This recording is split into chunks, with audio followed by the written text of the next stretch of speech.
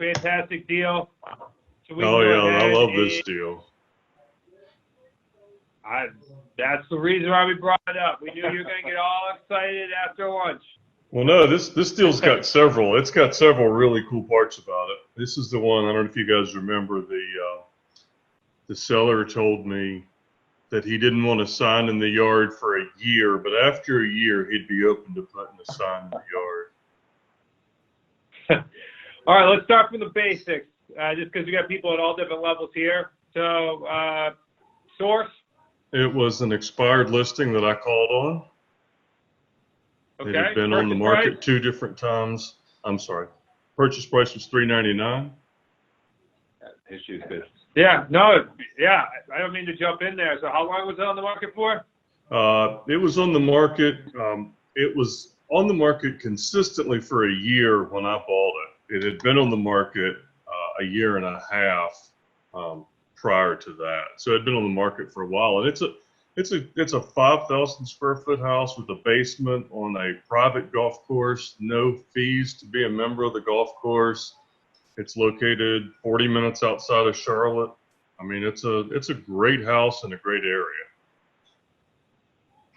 Sounds awesome. That's what I'd be doing right now, especially with the social distancing. Well, can I say something about that too? Like, Link didn't want or need this house, but this is how Zach bought his house. You're gonna run into deals that you can put you or your family into houses. Side note. Yeah, absolutely. All right, purchase price $399, term 24 months. Sold it for, does it say $469? $469. Is that accurate, Mike? That is accurate. Perfect. Yep. Anything else that you'd want to know about the background of this deal before we dive into Payday 1? No, just the unique nature of the seller. This was a 70-year-old man. He just wanted out of the house. He had tried. I went and met him. Actually, you know, we keep talking about virtual. I'm probably 50% of my deals, I've either not met the buyer or the seller, one or the other. I happened to go meet this man. I actually went back another time. He's actually become a friend.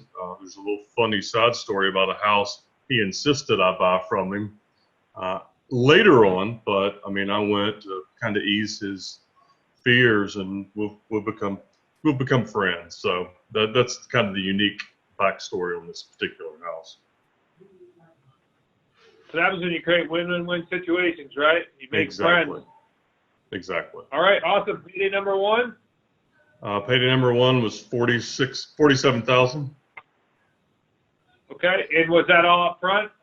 No, it wasn't all up front. It was set up on installments. It's actually one of the ways I bump sellers is to make sure that our payment is close enough to the mortgage amount that they're going to be able to qualify. But in this case, they were fine. But he's actually set up for it was $12,000 up front and then $10,000 twice a year for the last 18 months. Beautiful. Sweet. Yeah. Link, was that a job-related thing, just a planning thing, anything tied to that, or? As far as the down payment? Yeah. Yeah, he gets 2 bonuses a year. He gets one at the end of March and then one at the end of September. That totals just a little over $20,000 a year. So he committed to pay me $10,000 in March and $10,000 in September. Awesome. Great. Yeah, great way to structure it.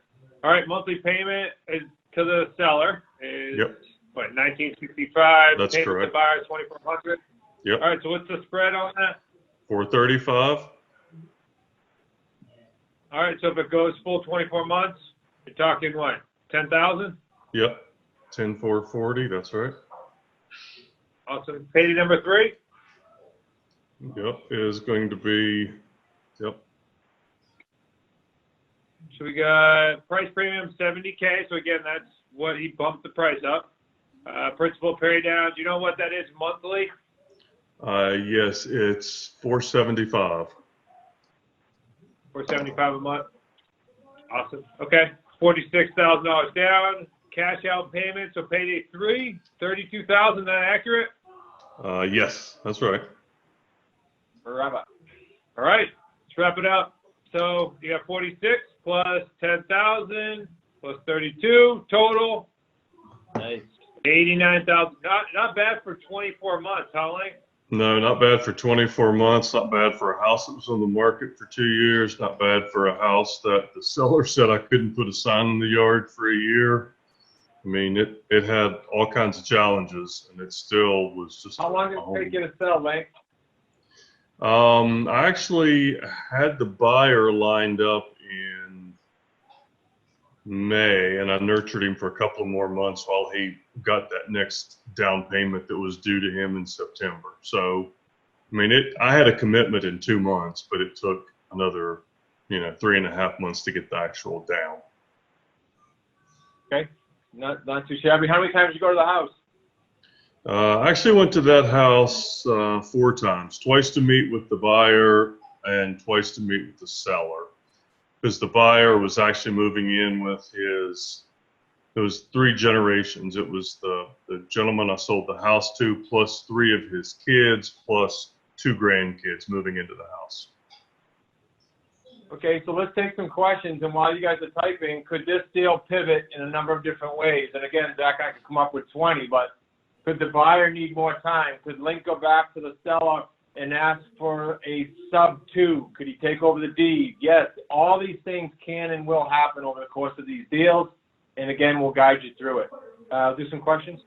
Candy, Yeah. no, I did not hold the house. No, I didn't hold the house, Candy. What was the house listed for with the realtor? Don't know. I don't remember. I don't remember. It doesn't matter. That's exactly right. What matters is what the market will pay on terms, and that's what Link's determined. Yep. And see, here's the thing. Go ahead. Go ahead, Link.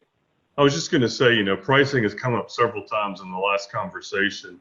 Here's the thing about pricing. Our buyers, there aren't many nice rent-to-own options out there. And so our buyers really rarely get around to discussing the price. If you do a good job explaining the value, explaining that we are real, it's legitimate, it's a legitimate opportunity to actually own a house, price really is rarely relevant. And I think that that's important that we say that. I agree. I've heard Nick say it 100 times, if not more. Yep, they always care more about the monthly payment because you're working with people that are going from renting to buying. So what do they typically care about? And that is monthly cash flow. And down and monthly cash flow. Now that doesn't mean that at the end we may have to adjust a little bit if there's something to do with the house appraising. But I mean, there's no reason to plan for that. Yeah. Why did you start with a down payment below 3% to get him in the house? Because he was a great buyer who had substantial additional down payments coming. And believe it or not, I didn't have a whole bunch of activity on this house. There are markets in Charlotte, this thing would have sold for $800,000, but in the little outlying suburb, there just wasn't a ton of interest in a house of this price. You guys gotta think about this. Link looked at the whole package. He's real good at it now. He looked at the entire package for the buyer. Cammie said it earlier.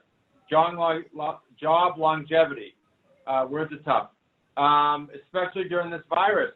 Would you be excited to accept a buyer who was in an industry that was getting beat up right now, that maybe even lost their job? Of course not. You couldn't.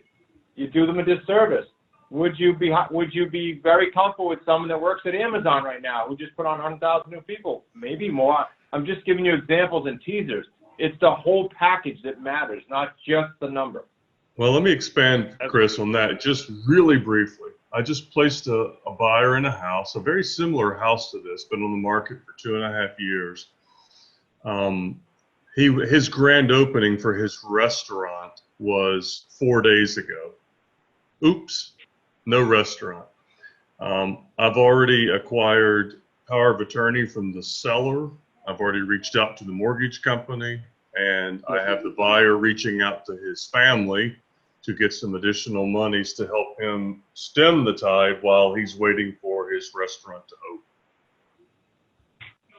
Yeah, and Zach, I didn't say this, so I was looking at our report this morning. We're on the 2nd of April. Yeah. Super pleased to see, I don't know, a dozen or more rents come in. on the 2nd of the month, and a dozen or so yesterday. As of now, it's 60 properties. We have 2 that were going to be a headache and 2 that already the bank's cooperating on. Right now, it's not like in 08 where you might have had a problem, I had a problem.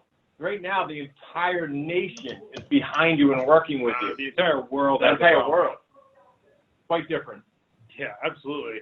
All right, last question. Do you ever adjust the purchase price during the lease term, or do you always set the purchase price at the beginning of the lease? It is really important that you set the price at the beginning of the lease. The entire vetting process gets determined upon that purchase price. I mean, we're not going to be able to tell a mortgage readiness date unless you have a purchase price. You're not going to be able to tell, how much non-refundable deposit we are looking for unless you have a purchase price. So it's really important at the beginning, the buyer, more than ethically, has something to aim for. There you go. Link, thanks, my man. Great job, buddy. Glad to have you as a coach in high six. Super appreciate you. All right.